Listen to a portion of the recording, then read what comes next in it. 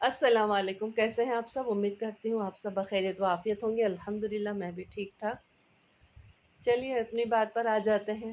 Please subscribe करिए, like करिए और कमेंट्स करिए। आप लोगों का एक सब्सक्राइब करना दिल को बड़ा खुश कर जाता है। तो जिन लोगों ने सब्सक्राइब नहीं किया है प्लीज़ सब्सक्राइब करिए, बेल को प्रेस करिए और ऑल नोटिफिकेशन को भी ऑन कर दीजिए। तो चलिए आ जाते हैं हमारी कहानी पर। आज फिर है यार दिलदार। साहब, मोना मेम साहब बोल रही हैं, आज का नाश्ता आप लोग नीचे आकर कर लो हमारा साथ में। साइकिल खान मोना मेम का पैगाम लेकर आया था। और ये नाश्ता यकीनन हम लोग बना कर लाएंगे नीचे। आदिल ने सवालिया नजरों से मोना मेम के जासूस तैयारे को देखते हुए पूछा, गोया उसकी हाँ का मुंतजिर हो। तब ही हैदर वॉशरूम से बरामद हुआ। साइकिल खान की जगह वो बोला, हाँ तो जाहिर है, बनाकर तो हम ही ले जाएंगे ना। ये स्कूटर तो खाली जासूसी के लिए है, नाश्ता वाश्ता तो इसको बनाना आता नहीं। नहीं साहब, आज आप लोग खाली तशरीफ लेकर आना, नाश्ता मोना मैम की तरफ से होगा। वाकई? एहसन ने बेयकीनी से साइकिल खान को देखा। हाँ साहब, फिल्जा वापस आ गई है ना। कौन फिल्जा? हैदर ने पूछा। मोना मैम का कुक। अच्छा साहब, आप लोग जल्दी आ जाओ, अब चलता है। आसान, हैदर, आदिल, अनस और मुहिबुल्ला पांचों नीचे जाने के लिए तैयार खड़े थे जब आदिल ने बोला, यार एहसन, इस यादगार मौके की मूवी बना लेना चाहिए। आसन ने अपने दाएं बाएं खड़े मुहिबुल्ला और अनस को देखा, फिर पीछे हैदर को और उसके बाद आदिल को। ये यादगार मौका? खुद समेत सबकी तरफ इशारा किया। ये तो हर वक्त ही होता है, मतलब हम तो हर वक्त ही साथ होते हैं, इसमें मूवी बनाने वाली कौन सी बात है? ओहो, नाश्ते की बात कर रहा हूँ मैं, आदिल झिंझलाया। आदिल जिगर, मेरी मुझे लगता है तेरी तबीयत ठीक नहीं है, आहसन ने आदिल के कंधे पर हाथ रखते हुए कहा। क्यों? आदिल ने अब्रू चढ़ाकर पूछा। 2 माह हो गए हैं हमें यहाँ आए हुए, हर इतवार नाश्ता हम मोना मैम के साथ ही करते हैं, इसमें यादगार की तो कुछ बात नहीं है। वो नाश्ता हम खुद बनाकर लेके जाते हैं, आज का नाश्ता मोना मैम की तरफ से होगा। ओह, आसन ने होंठ गोल करके सर हिलाया। ऐसा है लाले, हम लोग नाश्ता करते हैं, तू इतनी देर में मूवी बनाना। हैदर ने मशवरा देकर सीढ़ी से उतर गया। उसके पीछे बाकी सब लोग भी चले गए, सिर्फ आदिल सर घुचाता हुआ रह गया। मतलब ये कि मजाक करके बंदा समझाया भी करे कि मैं मजाक कर रहा हूँ। मोना मैम डाइनिंग टेबल के सरबराही कुर्सी पर विराजमान थी। दाएं हाथ की पहली कुर्सी साइकिल खां की थी। ये इन लोगों को इस 2 माह के अरसे में पता चल चुका था। मोना मैम के ऐन सामने डाइनिंग टेबल के इख्तिताम वाली कुर्सी पर मुहिबुल्ला विराजमान था हो गया। साइकिल खां की कुर्सी के साथ वाली 2 कुर्सियों पर हैदर और अनस बैठे थे। मुहिबुल्ला की बराबरी वाली कुर्सी पर अहसन बैठा था। अब बाकी बची 2 कुर्सियां, एक मोना मैम के बराबर वाली और दूसरी उसके बराबर वाली। आदिल सलाम करके मोना मैम के बराबर बैठने ही लगा था जब मोना मैम की आवाज़ पर रुक गया। ये फिल्जा की कुर्सी है, ये फिल्जा की जगह है, अगली कुर्सी पर बैठ जाओ। हुक्म जारी करके वो अब डाइनिंग टेबल पर सजे लवाजमात का जायज़ा ले रही थी, जो साइकिल खान भाग भाग कर किचन से ला ला कर मेज़ पर रख रहा था। आदिल बुरे बुरे मुंह बनाता हुआ अहसन के बराबर वाली कुर्सी पर बैठ गया। मुलाजमीन को भी इतना सर चढ़ाया हुआ है। आदिल की बड़बड़ाहट इतनी वाज़ेह ज़रूर थी कि अहसन के कानों तक बखूबी पहुंच गई। सिर्फ मुलाजमीन को नहीं, किराएदारों को भी। अहसन की जवाबी बड़बड़ाहट पर आदिल महज इसको घूर कर रह गया। मुझे भी कोई शौक़ नहीं है मोना मैम के साथ बैठने का। आदिल की सरगोशी अहसन तक पहुंची। उन्हें भी? अहसन ने दांत निकाले। मुहिबुल्ला की में एक तंबी छुपी हुई थी कि खामोश हो जाओ। तभी मोना मैम की आवाज़ गूंजी, साइकिल फ्लीज़ा, आ जाओ जल्दी से। साइकिल खान पानी का जग हाथ में लिए अंदर दाखिल हुआ और अपनी जगह पर बैठ गया। शुक्र है फिलिज़ा वापस आ गया, वरना हमारा तो मुंह का जायका ही खराब हो गया था, इतने बुरे बुरे खाने खा खा कर। साइकिल खान इत्मीनान से बोला। हूँ, अनस ने सर झटका। मुनाफिक कहीं का, इतने दिन चुपचाप खाता रहा, अब अपना कुक वापस आ गया है तो बातें बना रहा है। अनस बेचारे ने सबसे ज़्यादा कुकिंग की थी, उसको दुख भी इसीलिए ज़्यादा हो रहा था। हैदर ने उसके कंधे पर तसल्ली आमेज थपकी दी। चलो शुक्र है फिलिज़ा वापस आ गया, अब हमें भी अच्छे अच्छे खाने बनाकर खिलाएगा। आदिल की ज़ुबान में खुजली हुई। खिलाएगा? मोना मैम ने हैरत से आदिल को देखा। इसके तो लबे लहजे का मसला है, उन्होंने साइकिल खान की तरफ इशारा करते हुए कहा। तुम्हें क्या मसला है? उससे पहले कि आदिल उनकी बात का मतलब समझता, किचन की तरफ से कदमों की चाप उभरी। मोना मैम ने गर्दन घुमाकर देखा, साथ ही बोली, आओ आओ फिलिज़ा, तुम्हारा तारुफ करा दूं इन नए किराएदारों से। 19-20 साल की दराज कद, दुबली पतली दोशीज़ा, सुर्ख और सफ़ेद रंगत, चाइनीज से नए नक्श, एक गुरूर के साथ चलती हुई और नाक चढ़ाकर आदिल और मोना मैम के दरमियान बैठ गई। ये है इनका कुक फिल्जा, आदिल बमुश्किल बोला। ये लोग यही हैं, अभी तक गए नहीं? फिल्जा की निखवत भरी आवाज़ उनके कानों में पहुंची। उसकी आवाज़ पर वो सब के सब होश में आ गए, वरना रौबे हुस्न ने तो काम ही तमाम कर दिया था। अभी तो नाश्ता भी शुरू नहीं हुआ है, नाश्ते से पहले ही चले जाएं क्या? आदिल ने आवाज़ बुलंद जवाबी वार किया। मैं इस घर से जाने की बात कर रही हूँ। वो बिल्कुल साफ और उर्दू लहजे में बात कर रही थी। हमारे यहाँ आमतौर पर लोग 2-3 माह में ही घर खाली कर देते हैं। ऐसे ही अजीब व गरीब किराएदार मिलते हैं हमेशा हमें। हैदर ने हैरान होकर उसकी बात सुनी और ऐसे ही बात कर रही थी जैसे मुलाजमा न हो बल्कि मकान की मालकिन हो। और अहसन सोच रहा था, वाकई मोना मैम ने मुलाजमा को बहुत सर चढ़ाकर रखा हुआ है। जी, हमारा भी कुछ ऐसा ही मिलता जुलता सा मसला है। हम भी हमेशा कुछ ऐसे ही अजीब व गरीब माली के मकान मिलते रहते हैं। ये बात आदिल ने कही होती तो कुछ अजीब न था, पर बोलने वाला अनस था। आदिल बस सोचकर ही रह गया कि अनस ने क्या कहा है। अच्छा बच्चों, अब तुम लोग ये हंसी मजाक बंद करो, मोना मैम बोली। हंसी मजाक? हसन और आदिल ने हैरत से एक दूसरे की तरफ देखा। भाई फिल्जा, मोना मैम ने बात शुरू किया, ये जो तुम्हारे साथ बच्चा बैठा है ये आदिल है, उसके बराबर में अहसन है। ये सामने मुहिबुल्ला हाथ के इशारे से भी बात बता रही थी और साथ साथ समझा भी रही थी। ये अनस और ये हैदर, उन्होंने तारुफ मुकम्मल किया। ये पाँचों ही बहुत अच्छे बच्चे हैं। इन 2 माह में बिल्कुल अपनों की तरह ख्याल रखा है उन्होंने मेरा, वरना तुम्हारे जाने से तो मैं बहुत ज़्यादा परेशान हो गई थी। वो इन लोगों को बिल्कुल नज़रअंदाज किए फिलिज़ा से मुखातिब की। फिलिज़ा ने बगैर किसी तबसरे के उनकी बात सुनी। चलो भाई नाश्ता शुरू करो सब लोग, उन्होंने सबसे पहले खुद शुरू किया। नाश्ता इख्तिताम के करीब था जब मोना मैम बोली, भाई आज से तुम लोगों की चाय की ड्यूटी ख़त्म हो गई। जो शाम की चाय जो है वो आज से फिलिज़ा बनाएगी, तुम लोग सिर्फ पिया करोगे आकर। मोना मैम ने नैपकिन से हाथ साफ किए। कोई बात नहीं, कभी कभी हम भी बनाकर ले आया करेंगे। आदिल ने हातिम ताई की कब्र पर लात मारी। नहीं नहीं, जितनी बुरी चाय तुम लोग बनाते हो ना, वो जितनी मैंने पी ली है काफ़ी है, मज़ीद की ज़रूरत नहीं। उन्होंने हाथ उठाकर कहा। आदिल का मुंह बन गया। शाम की चाय अक्सर वही बनाया करता था। मोना मैम, ये उन सबको चाय पर बुलाने की क्या ज़रूरत है? रोज़ किसी एक को बुला लिया करें, काफ़ी है। फिल्जा ने मोना मैम को मशवरे से नवाजा। अरे नहीं, ये सब आ जाते हैं तो रौनक हो जाती है, मेरा वक्त अच्छा गुजर जाता है, मोना मैम फिल्जा से मुखातिब होकर बोली। अब तो लगता है हमारा वक्त भी अच्छा गुजर जाएगा। आदिल ने अहसन के कान में सरगोशी की। अहसन ने जोर से उसके पाँव पर पाँव मारा। बेचारा आदिल बिलबिला कर रह गया। एक मुहिबुल्ला था गरीब, जो फिल्जा के आने की वजह से लुकमा भी ढंग से हलक से नहीं नीचे उतार पा रहा था। यारो, वैसे नाश्ता था तो बड़ा फिट। आदिल ने खिड़की से छन छन कर आती धूप में खड़े होकर भरपूर अंगड़ाई लेते हुए कहा। आसन ने सर हिलाकर तायद की। हैदर ऑफिस पहनकर जाने वाले कपड़े इस्त्री करने के लिए अलग कर रहा था। अनस जूते चमका रहा था। मुहिबुल्ला इंतहाई इन्हमाक से अखबार का मुताला कर रहा था। आज शाम में कोई मेरे साथ चले, वक्त निकाल कर, आदिल ने बगैर किसी को मुखातिब करते हुए कहा। खाना खिलाने ले जा रहे हैं तो मैं चलता हूँ, हैदर फैरून बोला। और अगर पिक्चर देखने जाना हो तो मुझे ले जाना, अहसन दुलार से आदिल को देखते हुए बोला। अगर शॉपिंग पर जाने का इरादा हो तो मुझे साथ लेकर चलना, अनस ने कहा और फिर अपने जूते चमकाने शुरू कर दिए। और अगर सहरोज़ा पर जाना हो तो तुझे ले चलूं, आदिल ने अखबार में गरक मुहिबुल्ला की आंखों के सामने हाथ लहराया। हैं क्या? मुहिबुल्ला ने नासमझी से उसे देखा। वो अखबार में इस कदर खोया हुआ था कि उनकी बातें सुन ही नहीं पाया। मैं कह रहा था कि तेरे लिए रिश्ता तेरे लिए रिश्ता देखा है मैंने, शाम को मेरे साथ चलकर बात पक्की करके आते हैं। आदिल की बात पर मुहिबुल्लाह के अलावा तमाम लोगों के चेहरों पर मुस्कुराहट रेंग गई।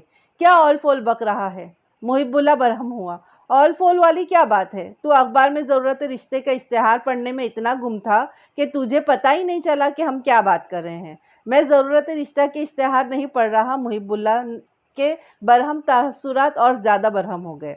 ये देखो भाइयों, आदिल ने मुहिबुल्लाह के हाथ से अखबार उचक कर खोला और सबके सामने लहराया। ये ज़रूरत रिश्ते वाला सफ़ा है या नहीं? है, बिल्कुल है, सबने ज़ोरों शोर से तायद की। अब बता, यही सफ़ा पढ़ रहा था ना? आदिल मुहिबुल्लाह की तरफ घूमा, जो खूंखार नज़रों से उसी को घूर रहा था। ये मुहिबुल्लाह ने उसके हाथ से अखबार लेकर इश्तेहार पर उंगली रखी। अबू धाबी में हुनरमंद अफराद की ज़रूरत है, नौकरी का इश्तेहार है, मैं ये पढ़ रहा था। मुहिबुल्लाह का बस नहीं चल रहा था कि अखबार उठाकर उसके मुंह पर दे मारे। हुनरमंद अफराद की ज़रूरत है, आदिल ने कहा। ये तो हुनरमंद लोगों के लिए हुआ ना, तू क्यों पढ़ रहा है? ऐसा कर, तू ज़रूरत रिश्ते के ही इश्तेहार पढ़ ले। आदिल की बात पर जहां मुहिबुल्लाह का चेहरा गुस्से से सुर्ख हुआ, वहीं एहसन और हैदर का बड़ा बेसाख्ता कहकहा गूंजा। मुहिबुल्लाह गुस्से से पैर पटकता हुआ बाहर निकल गया। यार, ये मौलवी इतना गुस्सा क्यों करता है? आदिल मासूम सी शक्ल बनाकर पूछ रहा था। गुस्सा ना आए तो क्या प्यार आए तेरी बातों पर? आसन ने सर्जनिश करने वाले अंदाज में कहा। लो भला, मैंने ऐसा क्या कह दिया जो इतना बिगड़ गया? ज़रूरत रिश्ते के ही इश्तेहार थे ना, कौन सा फिल्मों के इश्तेहार थे जो इतना बुरा मान गया? आदिल भाई, आप मुहिबुल्लाह भाई से बात करते वक्त थोड़े अदब आदाब मलहूज रखा करें। अनस ने मुफ्त मशवरे से नवाजा। ये मशवरे तू देना अपने मुहिबुल्लाह भाई की बीवी को, मुझसे नहीं उठाए जाते इतने नखरे, आदिल ने कहते हुए अखबार खोला। 55 साला राजपूत कुंवारे को शादी के लिए रिश्ता दरकार है जो कारोबार सेट करवा कर दे सकें। कुंवारी मुतल्लिका बेवा रुजू करें। आदिल ने पढ़कर दोस्तों को हैरत से देखा। एक तो 55 साल का बुढ़ा और वो भी बेरोजगार। यार, ये संजीदा इश्तेहार है या कोई मजाक है? ऐसे ही इश्तेहार मिलेंगे इस सफ़े पर, छोड़ो, परे करो इसको।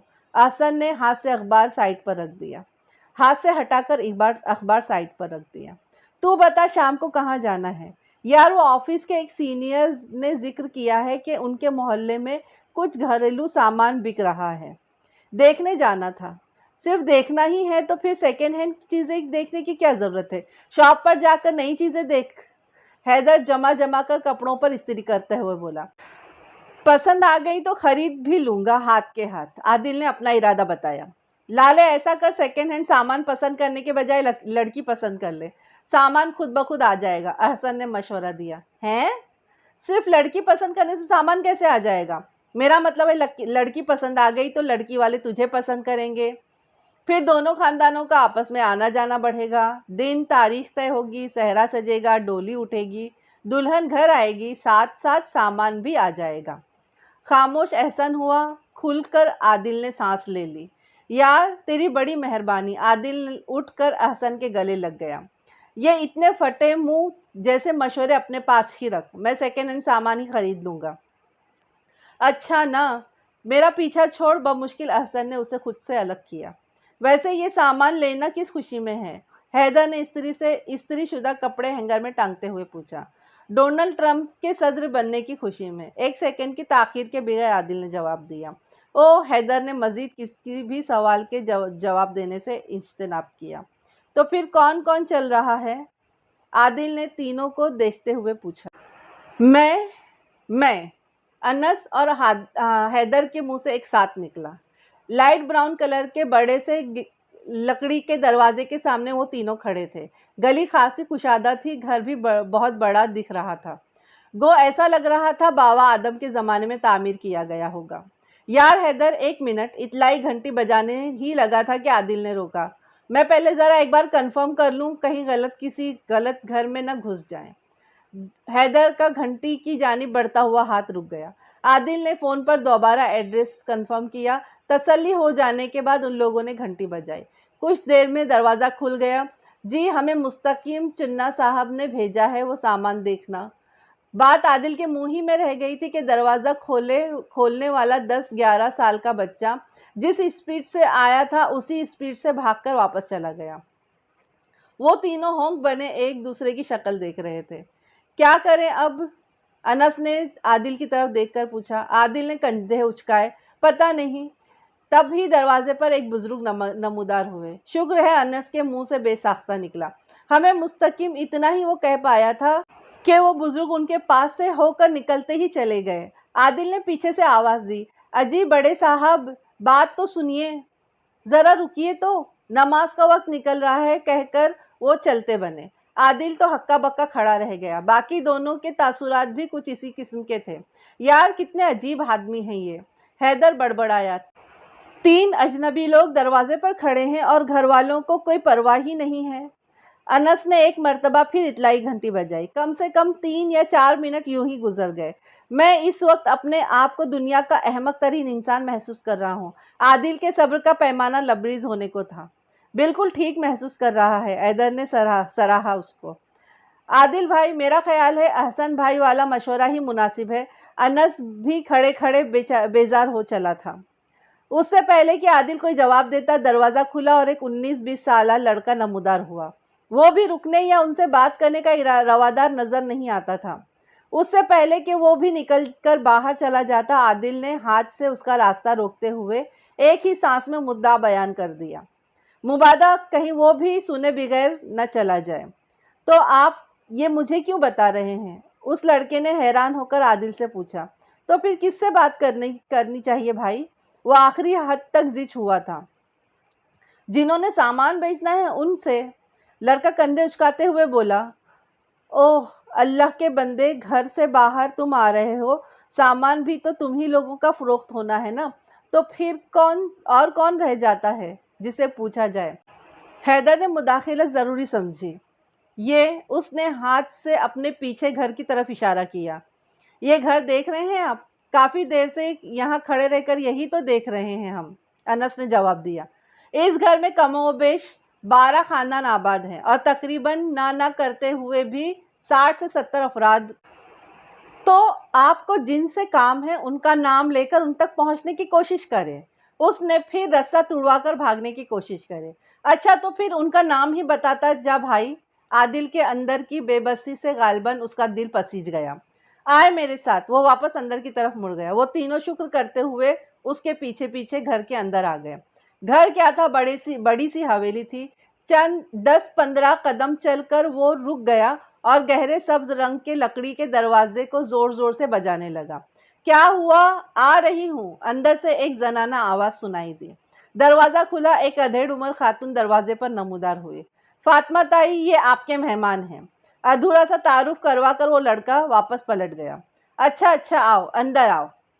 फातिमा ताई ने इन लोगों के लिए रास्ता छोड़ा। फातिमा ताई नामी खातून उनको लिए हुए एक छोटे से सजे सजाए कमरे में आ गए। पुराना सोफा, एक सिंगार मेज, दीवार के साथ खड़े 4 मूंढे और दरमियान में रखी गोल मेज जिस पर सफ़ेद रंग का मेज़पोश बिछा हुआ था। अच्छा तो अब ये बताओ, तुम तीनों में से लड़का कौन है? तीनों ने बौखला कर अपने अपने सरापे पर नज़र डाली। मतलब शक की कोई गुंजाइश है? फातिमा ताई के इस सवाल ने तीनों को ही गड़बड़ा दिया। जी क्या मतलब? आदिल ने ही हिम्मत करके पूछा। इसमें इतना हैरान होने वाली कौन सी बात है? फातिमा ताई बुरा मान गई। तुम तीनों में से किसका मकसद इसे यहाँ खींच लाया है? उन्होंने बहुत सोच समझकर अल्फाज मुंतखब करके नए सिरे से सवाल किया। जी मैं आया हूँ सामान देखने। ये दोनों मेरे साथ आए हैं, आदिल बोला। सामान? वो इतने गुस्से से चिल्लाई कि तीनों ही घबरा गए। तमीज़ नहीं सिखाई किसी ने तुम्हें? सामान कह रहे हो? गुस्से से उनका चेहरा सुर्ख हो गया। आदिल ने बमुश्किल थूक निगल कर हैदर को देखा। यार ये सामान को तमीज़ से क्या कहते हैं? आवाज़ सरगोशी से ज़्यादा बुलंद थी। पता नहीं, हमने तो कभी सामान को इतनी इज्जत नहीं दी। हैदर ने कंधे उचकाए। चलो खैर, थोड़ा सा धीमा हुई। कद काट अच्छा है तुम्हारा, रंग भी साफ है। उनका लहजा मजीद नर्म हो गया। कुछ पढ़े लिखे भी हो कि नहीं? जी पढ़ लिख लेता है थोड़ा बहुत, जवाब हैदर ने दिया। उसको कुछ गलत होने का अंदाज़ा हो रहा था। अच्छा तो तुम कौन हो? उन्होंने दिलचस्पी से हैदर को देखा। मैं इसका दोस्त हूँ। और मैं भी, अनस ने खुद ही अपना तारुफ करवा दिया।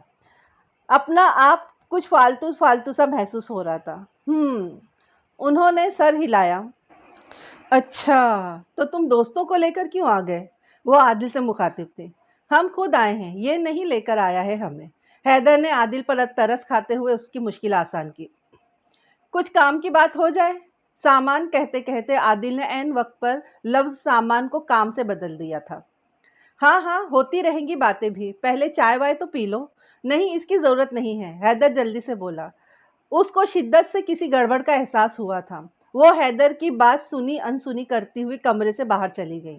आदिल ने सुकून का सांस लिया। यार, ये सामान की खरीदो फरोख्त का मेरे कद काट रंग और तालीम से क्या ताल्लुक है?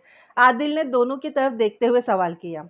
अनस ने महज कंधे उचकाने पर इक्तफा किया। हैदर अलबत्ता पुरसोच नजरों से आदिल को देख रहा था। क्या हुआ? आदिल ने सवालिया नजरों से उसके चेहरे पर देखते हुए पूछा। आदिल बेटा, मुझे तो कुछ और ही मामला लग रहा है। ये क्या मतलब? आदिल कुछ परेशान हुआ। इससे पहले कि हैदर मतलब समझाता, फातिमा ताई एक बड़ी सी ट्रे उठाकर आती हुई दिखाई दी। ट्रे उन्होंने मेज पर रखी, जिसमें चाय की 4 प्यालियां, एक बिस्कुट की प्लेट, सस्ते वाले रंग बिरंगे बेकरी के बिस्कुट। माफ करना, ज्यादा एहतमाम नहीं कर सकी। आदिल बिस्किटों का मुआयना कर रहा था जब फातिमा ताई की आवाज़ कान में पड़ी। एहतमाम तो ये भी बहुत ज़्यादा है, वरना खरीदार और चाय। वो सोच कर रह गया। अच्छा, तुम अपनी वालिदा को साथ क्यों नहीं लेकर आए? वो आदिल से पूछ रही थी। आदिल का चाय की प्याली की तरफ बढ़ने वाला हाथ अचानक से रुक गया। चीज़ों की खरीदारी के लिए भी वालिदा का होना ज़रूरी है क्या? उसकी वालिदा का इंतकाल हो चुका है, जवाब हैदर ने दिया। अगर कोई गलतफहमी भी है तो इसका अभी ही दूर हो जाना बेहतर है, हैदर ने सोचा। इंतकाल हो गया? कब? खातून के चेहरे पर इतनी बेयकीनी थी कि हैदर को साफ साफ बात करना पड़ी। देखिए, मुझे लग रहा है आपको कोई गलतफहमी हो रही है। तुम सफिया आपा की ननन की देवरानी के बेटे के दोस्त नहीं हो? वो कुछ डांवाडोल सी कैफियत से पूछ रही थी। नहीं तो? उसने फौरन गर्दन हिलाई, दाएं से बाएं। तो फिर यहाँ क्यों आए हो? अब उनके तेवर कुछ ज्यादा खतरनाक हो चले थे। मैंने बताया तो था कि वो सामान, कहते कहते दांतों तले जुबान दबा ली। मुबादा फिर कहीं बुरा न मान जाए।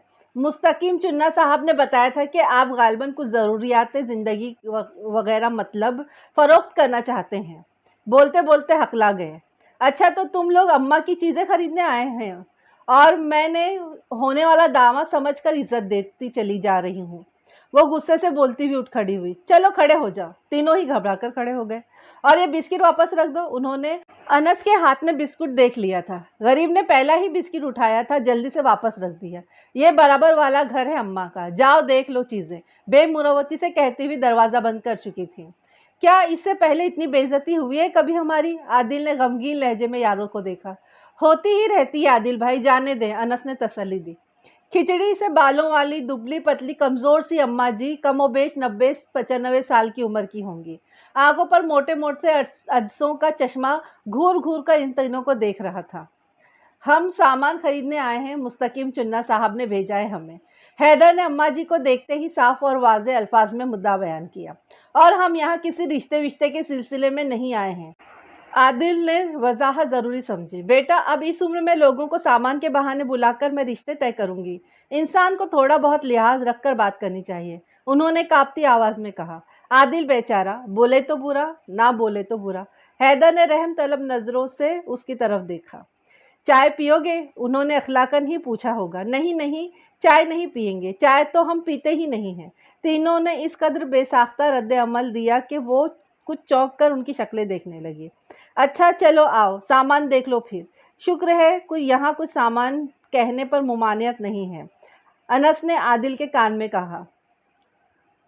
सामान क्या था? कदीम नवारदात का एक ज़ख़ीरा था। ये पलंग है, देख रहे हैं? उन्होंने हाथ के इशारे से कहा। लकड़ी के गोल गोल ऊंचे पायों वाला पलंग, जो इतना कदीम महसूस हो रहा था कि बेसाख्ता ही आदिल के मुंह से निकला।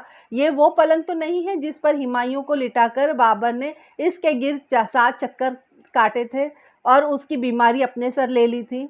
ये तो मुझे नहीं मालूम, लेकिन इतना जान लो कि मलका विक्टोरिया तक के इस्तेमाल में इस तरह के पलंग रहे हैं। उन्होंने कुछ इस फ़ख्र से कहा गोया पलंग की नहीं कोह-ए-नूर हीरे की बात कर रही हूँ। और कुछ? हाँ, तो गोया तुम्हें भी तारीख से दिलचस्पी है? अभी वो मज़ीद पलंग के बारे में कुछ और बताने ही लगी थी कि आदिल ने जल्दी से वज़ाहत की। मेरा मतलब था और कुछ जो हम देख कर खरीद सकें। पहले तो इसका तो तय कर लो, फिर बाद में दूसरा कुछ देख लेना। तय कर लिया, आदिल ने जल्दी से बोला। नहीं लेना है। बड़ी बी ने खुफगी से घूर कर उसे देखा। ऐसी नाकदरी, ये तो मैं लाखों में भी ना बेचती जो मजबूरी न होती, और हम मुफ्त में भी न लेते, कैसी ही मजबूरी होती। बोला तो उसने दिल में था, मगर बुरा हो जो इतना ऊंचा बोल गया कि बखूबी सुनाई दे गया।